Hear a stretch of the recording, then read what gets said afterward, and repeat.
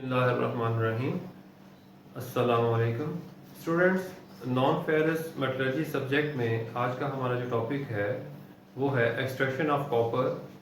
Extraction of copper में last time हमने first step किया था कंसंट्रेशन। कंसंट्रेशन में हमें जो प्रोडक्ट मिली थी वो था कंसंट्रेट। अब उस कंसंट्रेट को लेके हम नेक्स्ट स्टेप की तरफ जा रहे हैं जो है रोस्टिंग। तो स्टूडेंट्स, रोस्टिंग ऑफ कॉपर हम कैसे करेंगे? The concentrate is roasted in the presence of air mean oxygen in a reverberative furnace at 600 to 900 degree Celsius temperature. हम रोस्टिंग जो है कॉपर की रोस्टिंग वो एक रिवर्बरेटिव फर्नेस के अंदर करेंगे। स्टूडेंट्स, रिवर्बरेटिव फर्नेसेस क्या होती हैं, कौन सी होती हैं? स्टूडेंट, फर्नेसेस जो होती हैं वो दो तरह की होती हैं। एक होती है हीटिंग फर्नेसेस, दूसरी होती हैं मेल्टिंग फर्नेसेस। अब मेल्टिंग फर्नेसेस जो हैं उसमें बहुत सी टाइप्स होती हैं। टावर फर्नेसेस होती हैं जैसे क्यूपला फर्नेस, ब्लास्ट फर्नेस, और उसमें से एक टाइप रिवर्बरेटिव फर्नेस की भी है। रिवर्बरेटिव फर्नेस हर वो फर्नेस होती है, हर उस फर्नेस को हम रिवर्बरेटिव फर्नेस कह सकते हैं जिसमें चार्ज और फ्यूल दोनों सेपरेट होते हैं। ठीक है, चार्ज और फ्यूल इकट्ठे भी फर्नेस में डाले जाते हैं जैसे ब्लास्ट फर्नेस है, क्यूबला फर्नेस है। लेकिन ये जो फर्नेसेस हैं इसमें इनमें चार्ज और फ्यूल दोनों सेपरेट होते हैं, तो इसको हम बोलते हैं रिवर्बरेटिव फर्नेस। एक रिवर्बरेटिव फर्नेस के अंदर कंसंट्रेट जो कि हमें फ्रॉथ फ्लोटेशन से मिला है उसको हम चार्ज करने के बाद उस फर्नेस का जो टेम्परेचर है वो 600 से 900 डिग्री सेंटीग्रेड उसको मेंटेन करते हैं। तो इस तरह हम उस जो ओर की जो है वो रोस्टिंग करते हैं। रोस्टिंग में ओर मेल्ट नहीं होती स्टूडेंट्स, ये आपने ख्याल रखना है कि रोस्टिंग में कभी भी ओर मेल्ट नहीं होती, वो सॉलिड फॉर्म में होती है और उसको हम हीट अप करते हैं फर्नेसेस के अंदर in the presence of air. Excess air के अंदर जो ज़्यादा हमें रिक्वायर्ड होती है उसकी बर्निंग के लिए वो ऑक्सीजन होती है, तो एक्सेस एयर यूज़ करेंगे हमें एक्सेस ऑक्सीजन मिलेगी। तो what is the purpose of roasting? The purpose of roasting is all the sulfides are converted into their respective oxides. Students, हमने देखा कि हमने जो ओर इस्तेमाल की है इसकी सल्फाइड ओर, इसकी कॉपर की जो है वो एक्सट्रैक्शन के लिए, उसके अंदर सिर्फ कॉपर नहीं है, उसके अलावा भी इम्प्योरिटीज है, मेटालिक इम्प्योरिटीज, और सारी की सारी जो है वो सल्फाइड की फॉर्म में। इस तरह हमें ये लिखना पड़ेगा कि roasting is a process in which all sulphide are converted into their respective oxides. Copper sulphide से कॉपर ऑक्साइड में कन्वर्ट हो जाएगा, और बाकी अगर आयरन सल्फाइड है तो आयरन ऑक्साइड में कन्वर्ट हो जाएगा, बाकी इंप्योरिटीज भी ऑक्साइड की फॉर्म में कन्वर्ट हो जाएंगी। तो स्टूडेंट्स, हमने पढ़ा था कि हम जो है दो ओर्स इस्तेमाल करेंगे इसमें Cu2s, CuFeS2।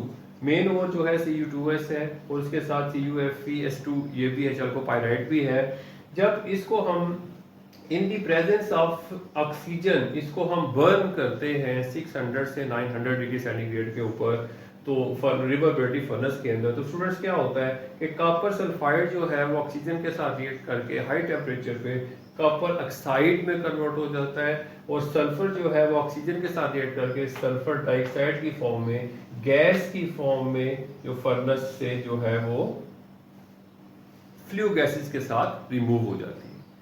सिमिलरली सेकेंड इसके अंदर जो CuFeS2 ये भी ऑक्सीजन के साथ रिएक्ट करेंगे हाई टेम्परेचर के ऊपर, तो कॉपर सल्फाइड बनेगा फर्स्ट स्टेप में, आयरन ऑक्साइड बनेगा, और सल्फर डाइऑक्साइड जो है वो गैस की फॉर्म में रिमूव होगी।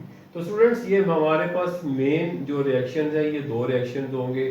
ठीक है, जो हमारे पास मेन जो ओर है कॉपर की है तो इसके ये रिएक्शंस होंगे। ये चेन रिएक्शन है। चेन रिएक्शन कैसे है कि ये आपके सामने Cu2s कॉपर सल्फाइड बना है। अब ये ऐसे नहीं रहेगा क्योंकि एक्सेस ऑफ ऑक्सीजन है, हाई टेम्परेचर है, तो ये कॉपर सल्फाइड जो है ये फर्स्ट आप रिएक्शन देख रहे हैं ये रिपीट होगा और ये सारे के सारा कॉपर जो है वो ऑक्साइड फॉर्म में कन्वर्ट हो जाएगा। हम कह सकते हैं कि कॉपर मैक्सिमम जो है वो सल्फाइड से ऑक्साइड फॉर्म में कन्वर्ट हो चुका है। तो स्टूडेंट्स, आयरन सल्फाइड्स के अंदर जो है वो इम्प्योरिटी थी, तो आयरन सल्फाइड जो है वो भी ऑक्सीजन के साथ रिएक्ट करेगा, आयरन ऑक्साइड बन जाएगा और सल्फर डाइऑक्साइड जो है वो रिमूव होगी। तो ये मेन रिएक्शन तीन जो होंगे, इम्प्योरिटी का भी और मेन ओर का भी रिएक्शन हुआ और सारे के सारे सल्फाइड जो है वो ऑक्साइड फॉर्म में कन्वर्ट हो गए। लेकिन स्टूडेंट्स हाई टेम्परेचर के ऊपर कुछ रिएक्शंस ऐसे होते हैं जो कंट्रोलेबल नहीं होते। जो हमारी प्रोडक्ट है कॉपर ऑक्साइड, वो माइन्यूट क्वांटिटी उसकी जो हमारी मेन इम्प्योरिटी है आयरन सल्फाइड उसके साथ रिएक्ट करेगी इस हाई टेम्परेचर में, और उसका कुछ हिस्सा, सारे नहीं कुछ हिस्सा, वो कन्वर्ट हो जाएगा कॉपर सल्फाइड में और आयरन ऑक्साइड में।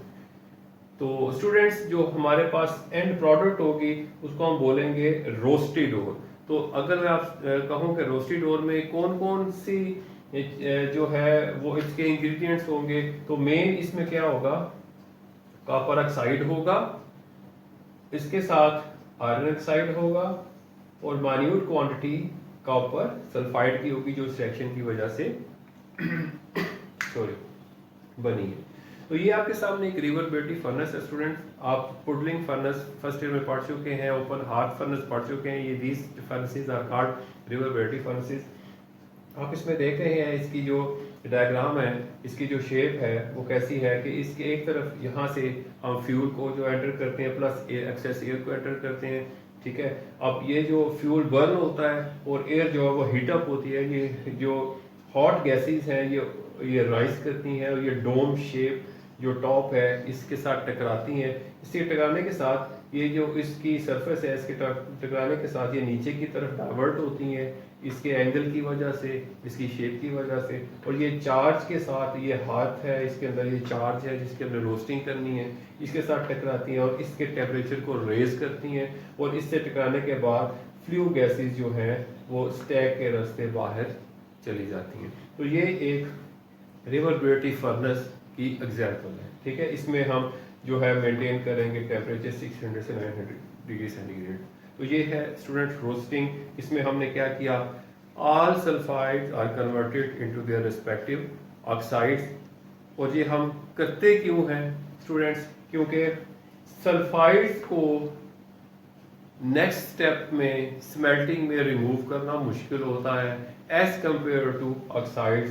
तो ऑक्साइड्स की फॉर्म में हम क्या करेंगे, इजीली इनको हम रिमूव कर सकते हैं और मेटल को एक्सट्रैक्ट कर सकते हैं। तो नेक्स्ट जो है स्टेप स्टूडेंट्स वो है स्मेल्टिंग। रोस्टिंग के बाद स्मेल्टिंग। अब स्मेल्टिंग कैसा प्रोसेस है, इसमें हम क्या करते हैं, स्मेल्टिंग एक ऐसा प्रोसेस है जिसमें हम हीट और reducing agent, heat high temperature और रिड्यूसिंग एजेंट को यूज करके ओर को डिकम्पोज करते हैं। रोस्टिंग में मेल्टिंग नहीं थी, स्मेल्टिंग में हम ओर को मेल्ट करेंगे with the help of high temperature plus reducing agent. Reducing agent क्या करेगा कि उस ओर को रिड्यूस करेगा, जो ऑक्साइड्स थे उनको अपने साथ मिला के उनको रिड्यूस करेगा, ठीक है।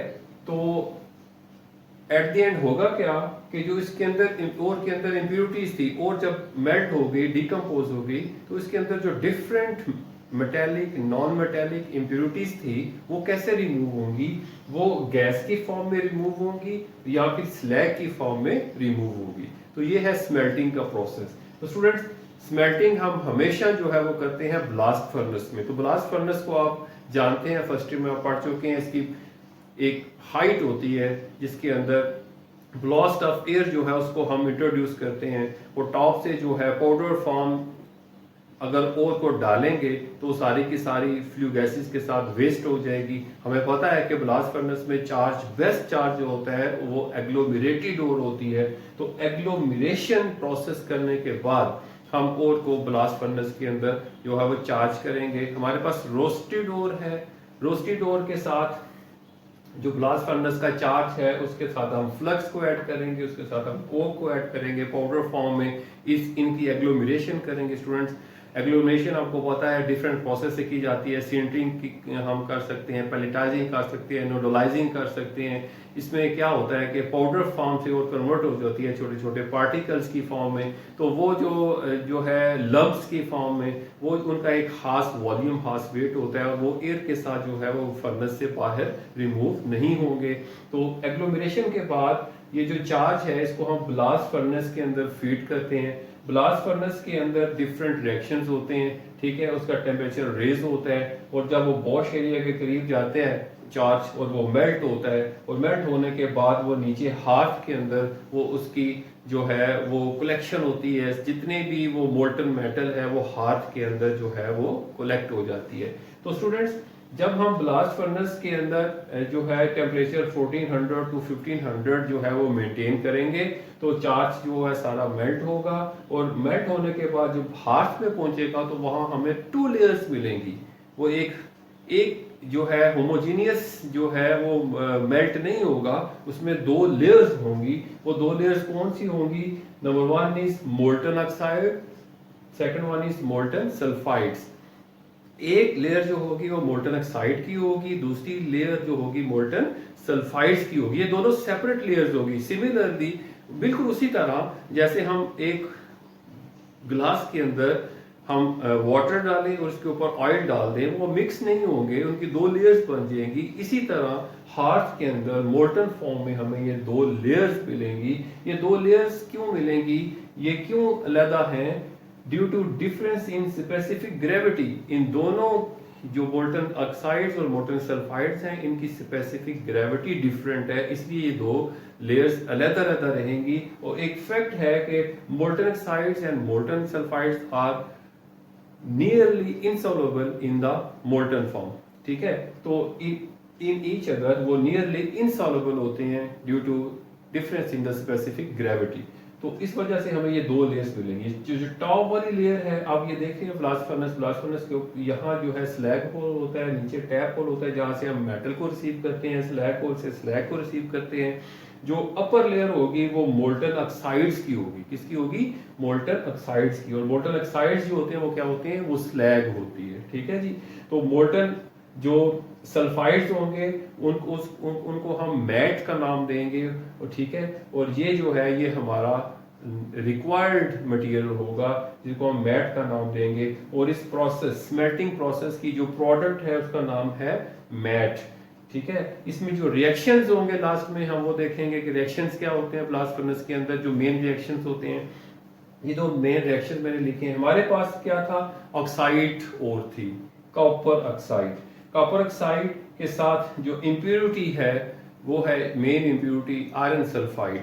हाई टेम्परेचर पे वही रिएक्शन हुआ जो कि स्टूडेंट्स रोस्टिंग में लास्ट रिएक्शन हुआ था हाई टेम्परेचर की वजह से, जिसको हम रोक नहीं सके। थोड़ा सा रिएक्शन मैंने कहा था हुआ था कि कॉपर ऑक्साइड ने आयरन सल्फाइड के साथ रिएक्ट करके कॉपर सल्फाइड बना दिया और आयरन ऑक्साइड बना दिया। यही रिएक्शन जो है ये इस हाई टेम्परेचर के ऊपर मैक्सिमम रिएक्शन हो रहा है।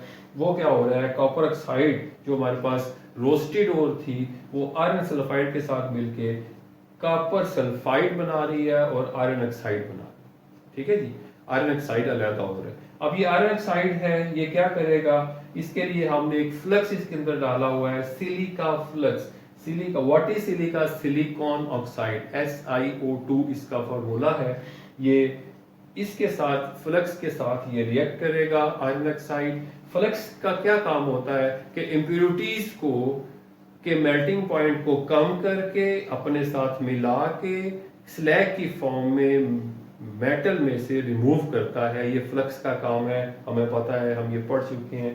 तो ये जो फ्लक्स है ये क्या करेगा? ये इम्प्योरिटी को अपने साथ मिलाएगा और FeSiO3 आयरन सिलिकेट स्लैग की फॉर्म में इसको रिमूव करेगा। और ये आप स्टूडेंट देख रहे हैं ये ऑक्साइड है और ये वही ऑक्साइड है, ये जो अपर लेयर है मोल्टन ऑक्साइड, इसके अंदर मैक्सिमम आयरन जो है वो रिमूव हो रहा है, मेटेलिक इम्प्योरिटी रिमूव हो रही है स्लैग की फॉर्म में। और बाकी हमारे पास जो रिक्वायर्ड मेटल है वो कॉपर सल्फाइड है अगेन।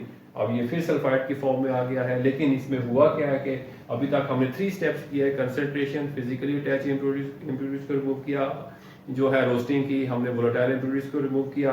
अब स्मेल्टिंग हमने की है, इसमें हमने मेटालिक इम्प्योरिटीज को रिमूव किया है। लेकिन हमारे पास जो भी कंसनट्रेट है 1 से 15% से लेके अब ये 38 से 45% कॉपर की कंसनट्रेशन हो चुकी है। बाकी अभी इसके अंदर बहुत सी